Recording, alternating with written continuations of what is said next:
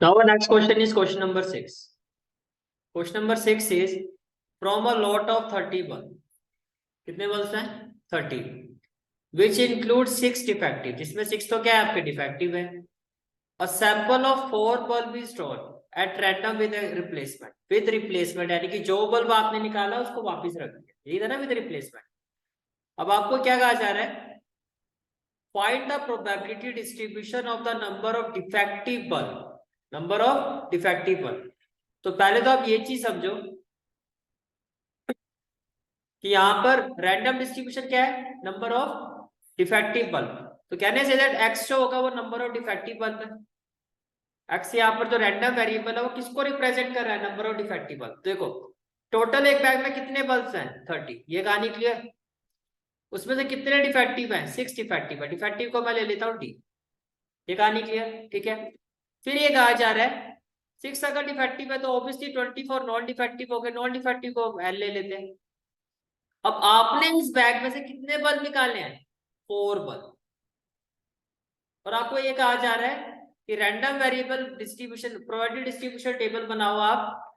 अगर आप 4 बल्ब निकालते हो तो यहाँ पर जो आपकी सक्सेस है वो क्या है? रैंडम वेरिएबल किसको रिप्रेजेंट कर रहा है? डिफेक्टिव को.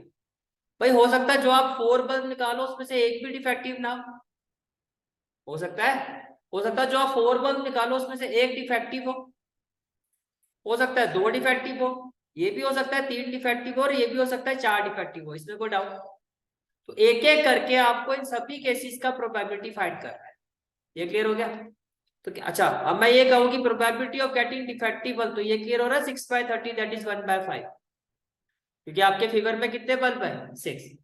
Probability of getting non defective bulb that is 24/30 because आपके फेवर में कितने बल्ब है? 24. इसमें कोई डाउट? चले आगे. ठीक है. अब आप ये चीज समझो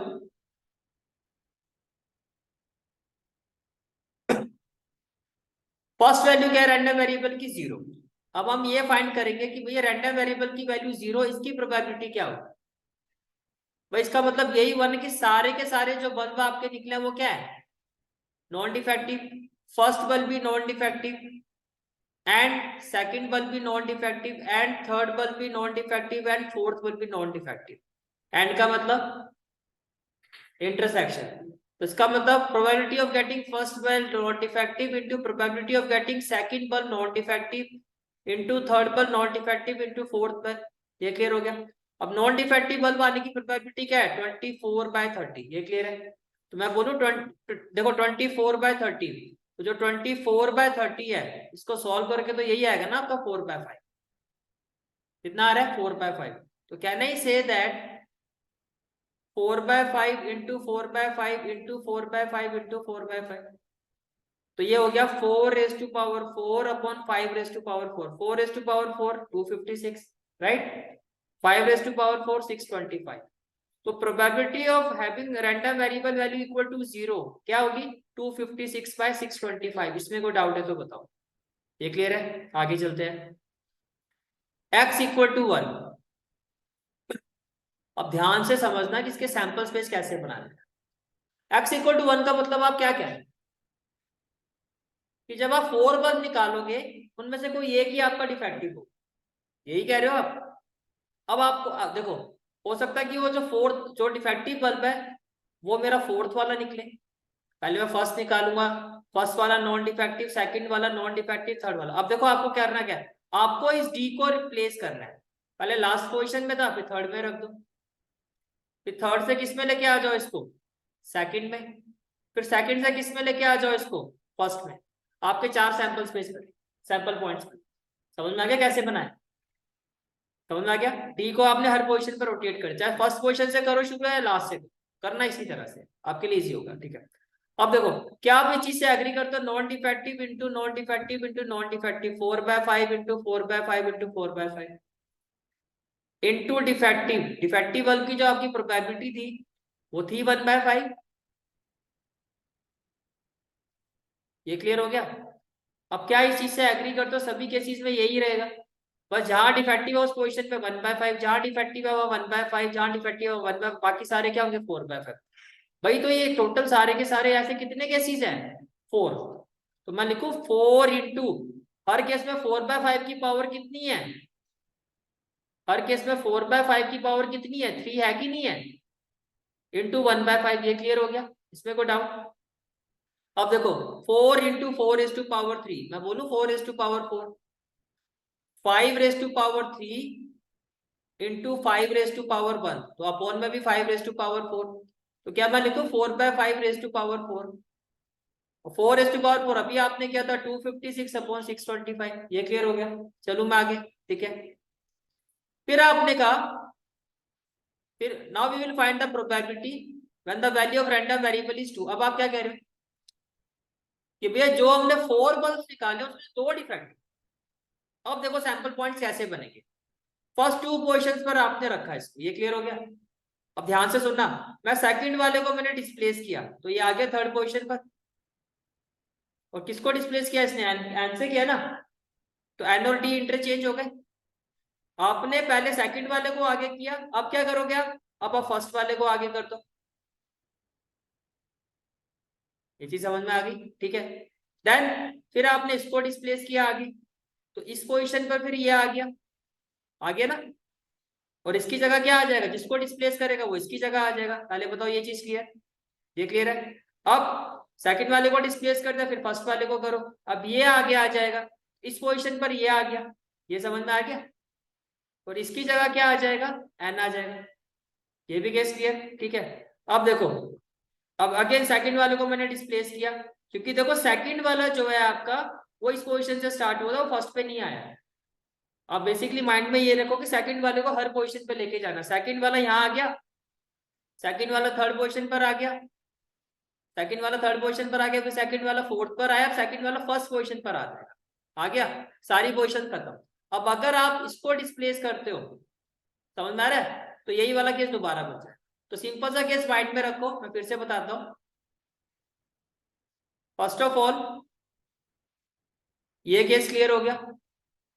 फोकस किस पर रखना है? सेकंड वाले पे। सेकंड वाले को थर्ड पोजीशन पे लेके आओ तो ये इधर आ जाएगा, हो जाएगा। तो नेक्स्ट केस क्या हो जाएगा आपका? डी।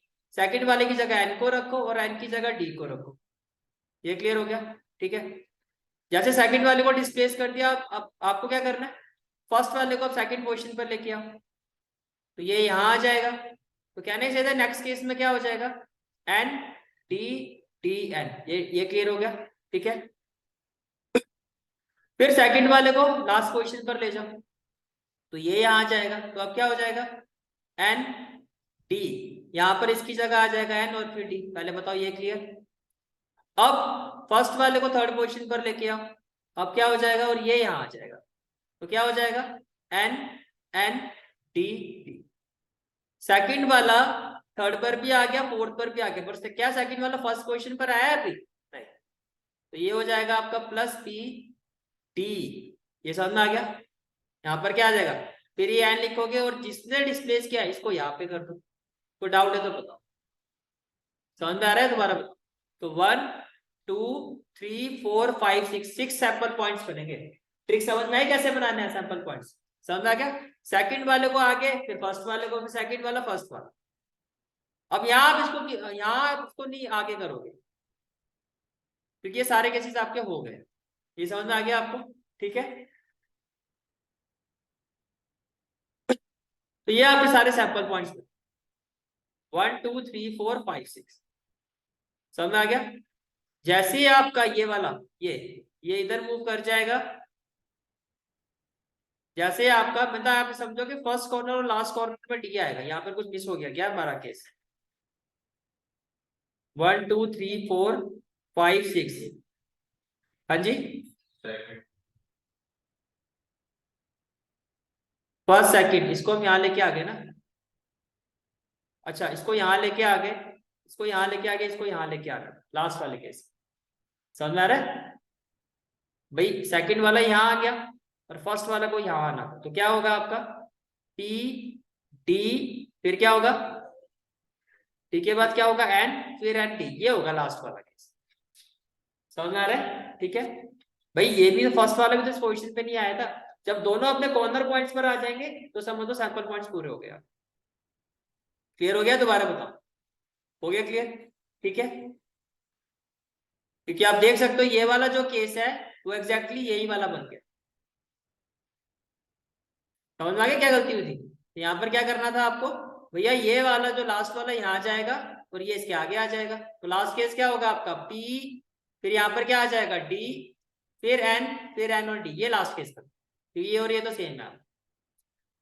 ट्रिक समझ में आ गई कैसे करना है? ठीक है, तो बस फिर अगर ये चीज समझ में आ गई फिर तो क्वेश्चन में कोई दिक्कत नहीं होनी चाहिए आपको, क्योंकि मेन जो होता है सैंपल पॉइंट्स कैसे बनाना है इसमें स्टूडेंट्स कंफ्यूज होते हैं।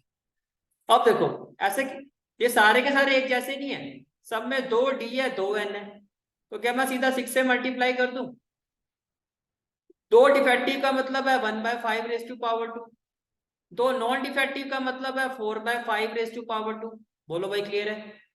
बस तो फिर अगर ये क्लियर है आपको तो ये क्या हो जाएगा 6, 4 रेज़ टू पावर 2 क्या होगा 16, 5 रेज़ टू पावर 2 और 4 ये हो गया 625, 16 6 क्या होगा 96/625। ये क्लियर है या दोबारा बताओ?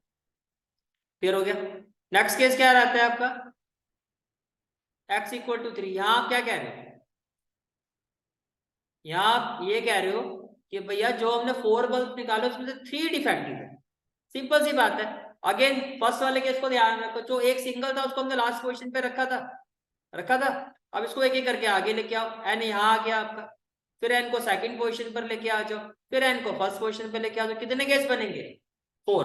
और कहना है सभी केसेस में 3 डिफेक्टिव है तो 1/5 रेज़ टू पावर 3, एक नॉन डिफेक्टिव है तो 4/5, और ऐसे कितने केसेस है 4, तो 4 से मल्टीप्लाई कर दो। कोई डाउट है तो बताओ? क्लियर हो गया? इसको सॉल्व करोगे 4 4 जा 16, 5 raise to power 4 that is 625। और लास्ट वाला केस तो सिंपल ही है। अब आप कह रहे हो कि चारों के चारों जो बल्ब हमारे निकले वो क्या है डिफेक्टिव, ऑल आर डिफेक्टिव, तो मैं बोलूं 1/5 रेज़ टू पावर 4, तो 1/625। तो ये क्लियर हो गया? तो जब आपने जीरो रैंडम वेरिएबल की वैल्यू 0, इसकी प्रोबेबिलिटी क्या आई थी हमारी 256/625, 256/625। ये क्लियर है? रैंडम वेरिएबल की वैल्यू 1 है, इसकी प्रोबेबिलिटी क्या आई थी हमारी अगेन 256/625। तो जब रैंडम वेरिएबल की वैल्यू आपकी 1 है, इसकी प्रोबेबिलिटी क्या है 256/625। ये क्लियर? ठीक है, देन रैंडम वेरिएबल की वैल्यू जो है आपकी वो 2 है, इसकी प्रोबेबिलिटी क्या है 96/625। यस और नो? 96/625, तो 96/625। रैंडम वेरिएबल की वैल्यू 3 है, 3, इसकी प्रोबेबिलिटी क्या है 16/625। तो रैंडम वेरिएबल की वैल्यू 3 है, इसकी प्रोबेबिलिटी क्या है 16/625। और रैंडम वेरिएबल की वैल्यू 4 है, इसकी प्रोबेबिलिटी क्या है 1/625। बन गया डिस्ट्रीब्यूशन टेबल। अच्छे से समझ में आ गया क्वेश्चन? कोई डाउट? क्लियर है यहाँ तक सारी चीजें? ठीक है,